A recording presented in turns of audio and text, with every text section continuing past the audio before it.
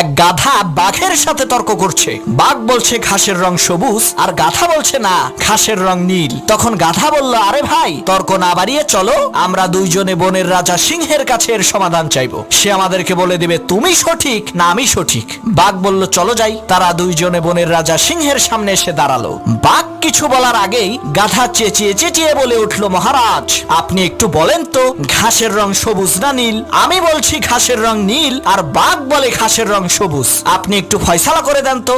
সিংহ বলে, এই ফয়সালা পরে করব, আগে বাঘের ফয়সালা করি। সিংহ বাঘকে উদ্দেশ্য করে বলল, বেটা বেকুব, তুই এই বন থেকে বের হয়ে যা, আগামী 1 মাসের মধ্যে এই বনে প্রবেশ করবি না।